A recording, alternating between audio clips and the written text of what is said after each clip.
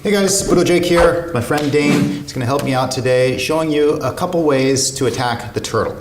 So the turtle is the name of the position whenever your partner is down with his head towards the mat, his elbows are usually closed off tight. There's very little space here to attack. So let's move just a little bit this way.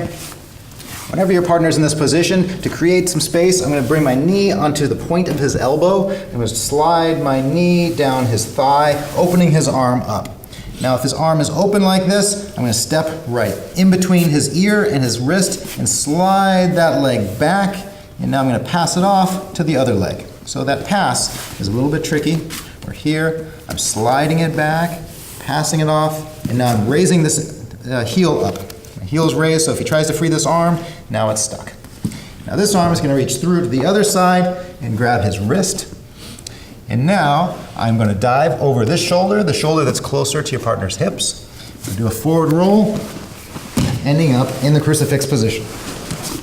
So from here, I'm already controlling his hand, and I'm pushing it down towards his hips. If I keep it up here, he's going to try to defend my choke. I don't want this hand anywhere near the choking hand, so I'm pushing it down. Also notice I'm not holding his wrist. If I hold his wrist, he can rotate his arm, and he can start to free himself. So I'm holding the blade of his hand, pushing the palm away. So not the palm towards his head, but the palm towards his hips. Try to free your hand now. Now I have good control of his arm. Now he has no defense for this arm to slide under his chin, cup his shoulder, and finish the choke. Let's go back again. Once again, he's closed off nice and tight here. I'm going to bring my knee to his elbow, slide down, opening this up. I'm going to pass this off to the other leg, straighten this leg out, and pass his arm off to the other leg. This hand is going underneath his jaw. This hand is reaching towards his wrist, getting that wrist grip automatically. Not the wrist grip, but the hand grip, the blade of the hand. This arm is already in front of his face. Now I just need to roll. Now we're in the crucifix position. This hand is pushing towards the crotch. This hand's coming underneath his jaw, cupping his shoulder. You don't need to have two hands to finish this choke. And now it's just rolling the wrist up. One more time, in real time.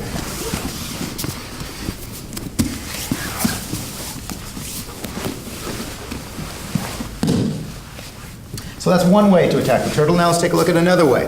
This time, my partner is doing a good job of hiding this hand. So even though I've trapped this one, now I can't get this hand in here. He's keeping it nice and tight.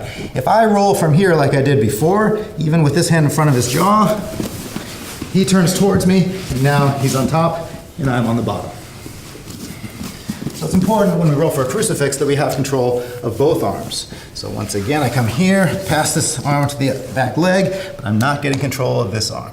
That's the time for a reverse kimura. A reverse omoplata. So now my arm that was going to go here is going to go in between us. I'm rolling over the shoulder that's closer to my partner.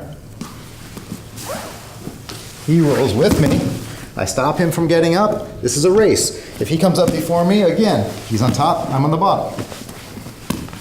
So I need to bring my hand in front of him. As he's coming up, I need to be in front of him, placing my palm in his armpit, and now I'm slowly lifting my hips to finish. The feeling here is like I want to come to side control.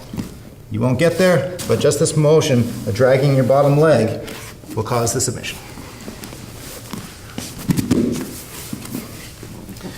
So I've managed to trap one arm, but I can't trap this one. I'm going to turn to face the same direction. The arm is in between us. Is going to go down, rolling over that shoulder. He has to roll. If he doesn't roll, he's going to tap. I come up before him and slowly lift the hips to finish. One last time in real time.